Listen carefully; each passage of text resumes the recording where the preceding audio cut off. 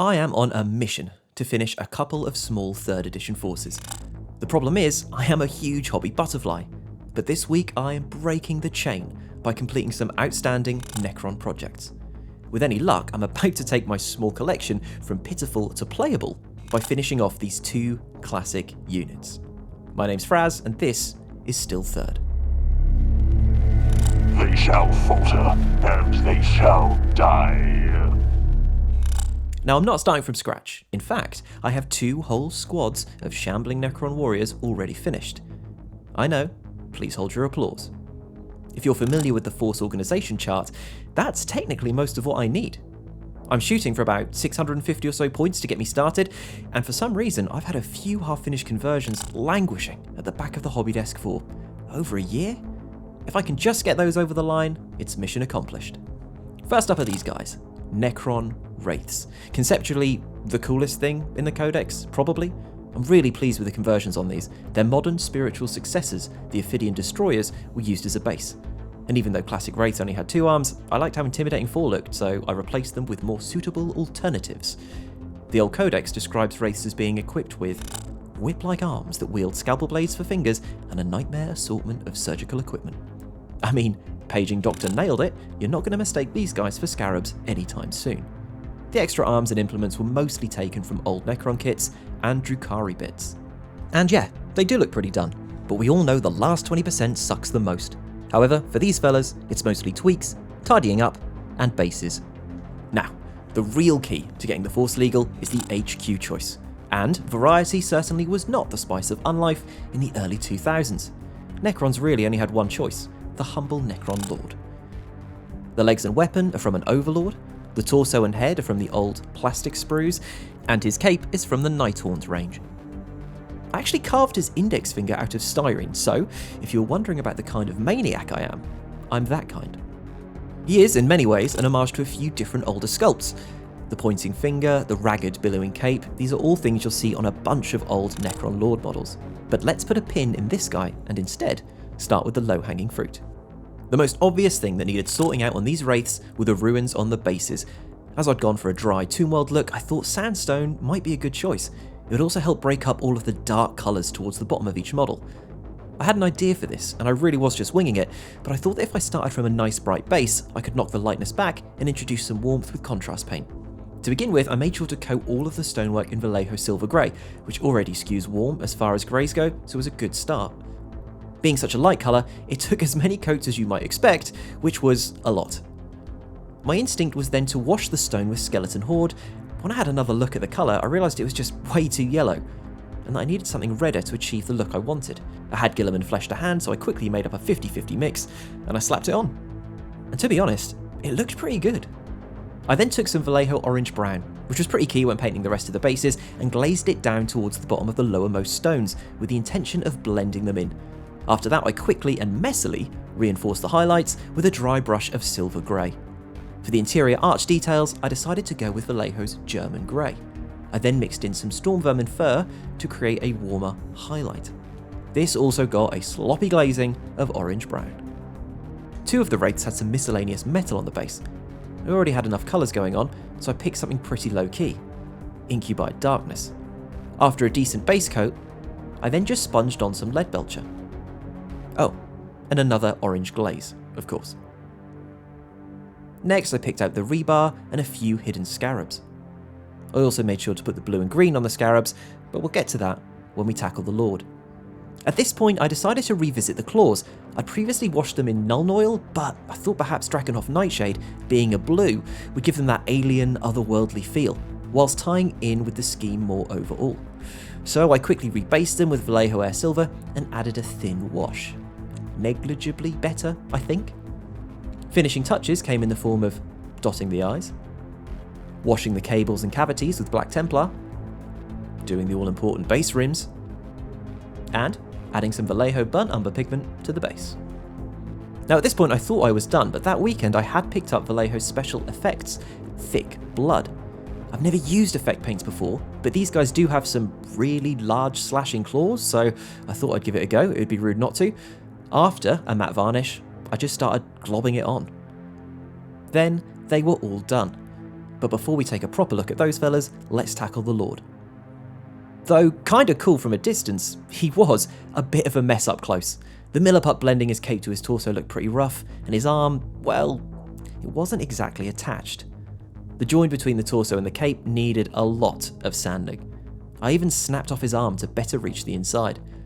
After a while, I took some water and mixed up a milliput slurry. I slathered this all over the offending area, hoping to fill in some gaps before, you guessed it, sanding some more. Once I'd decided that the cape had taken enough of a beating, improved or not, I set my sights on the Lord's weapon. After looking at the models I'd been referencing, I thought a plainer, scything blade would be more fitting. Luckily, I had this part of whatever weapon a Lich Guard holds. I thought the only thing that would be cooler than one of these would be two of them. So I grabbed another one. After yet more cutting and sanding, I managed to get the parts to fit flush. Well, flush enough.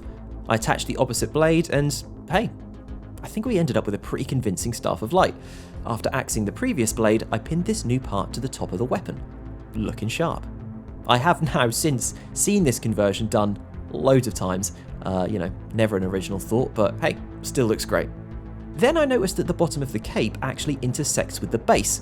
This was a big no-no, so I clipped off the offending part and shaped it up with a knife and a sanding stick. Beautiful. I could then stick everything together. There's my guy. After slapping on some stones and a bit of texture, we were ready to paint. As it so often does with Necrons, that process began with Leadbelcher's spray. I do the metals first, which involves a generous coating of Basilicanum Grey contrast. It darkens the recesses a little and also gives us a nice dull metal. After this, I dry brush with Vallejo Air Silver. I didn't film this apparently, but I wouldn't worry, I don't think it was going to rock anyone's world. After that, I started blocking in the other areas. The cape had a few coats of Incubi Darkness. The shoulders and chest were based Vallejo Blue-Green. And the face, Vallejo White-Grey. I decided which parts of the weapon that I wanted to be all energy-y and painted them moot green. I wanted to paint these parts entirely before blocking in the rest of the staff. I knew I was likely going to use darker colours for the surround, so I could cut in to clean up any mess. What for me constitutes as a green glow was achieved by glazing and washing Vallejo yellow-green into the edges and recesses. A few rounds of this and I started building up a nice contrast. To push this further, I picked out the furthest and most raised areas with a darker green, warpstone glow. After this, I was itching to block in some more of the key colours, so decided to do the brass. Appropriately, I used Vallejo Brassy Brass for this. It was then time to tidy up the green. My Necron weapons are usually based with Vallejo German Grey, so I decided that this would be appropriate for the coil and sphere casing. Of course, it stood to reason that the crest on the staff may as well match the one on his chest, so I broke out the Vallejo Blue-Green again. I did paint the majority of the staff Incubi Darkness here, but I later changed my mind, as we are all entitled to do. Painting is rarely a linear process, especially in my case. The chest pipes got a quick going over with black Templar contrast. Whilst I was in a contrast mood, I liberally washed the brass areas with Guilliman Flesh. It acts as a nice shade and makes the colour much richer. I then decided to do something with the cape. All of that sanding had helped a little, but it wasn't a perfect surface by any means. But you know what? We'll get them next time. I blended from the Incubi Darkness base into Stegodon Scale Green. From there, I added some Vallejo Blue-Grey into the mix and continued blending.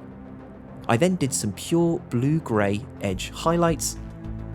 I even added in some white-grey to push certain areas a little further. To finish up the blue armoured areas, I roughly highlight the edge with Baharoth Blue, then a Baharoth Blue white-grey mix. The next part is my favourite bit, shading the white. I discovered when painting my warriors that mixing 1 part Vallejo Blue-Grey with 2 parts contrast medium created this amazing wash that's an incredible one and done for white surfaces. I slopped that on, making sure to cover everything I needed to. Once I'm happy with the coverage, I grab another finer brush to absorb some of the extra paint where it's pooling too much. Whilst that's drying, I pick out the symbols on the crests with Brassy Brass. Carefully, I hit the eye sockets and mouth recesses as much as I dare to with some thinned down Drakenhof Nightshade. Finally, adding green to the eyes. Just a quick dab of moot green here. Then, once that's dry, an even slighter dabbing of Vallejo Yellow-Green.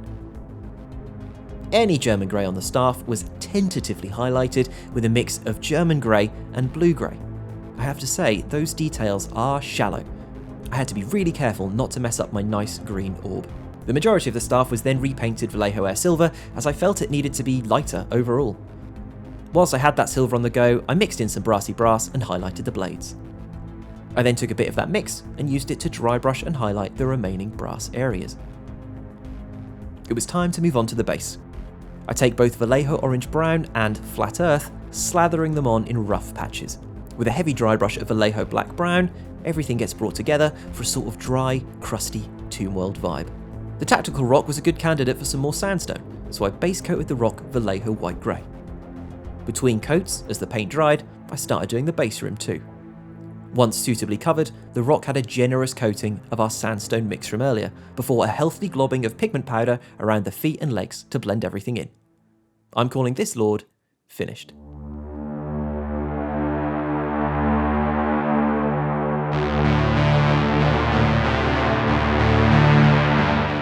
And now they're done. 2 more units that had spent far too long in Warhammer Purgatory, finally ready to extinguish all life from the galaxy.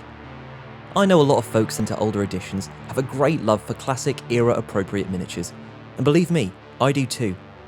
But once in a while a newer kit, or even just bits, really align with the way I view a force. My ultimate goal is to make my guys the way I envision them, and as a huge fan of kit bashing and converting, I love the opportunity to update or reimagine units, really making them my own. That being said, listen, if anyone has an original Necron monolith, I'll take it off your hands. My address is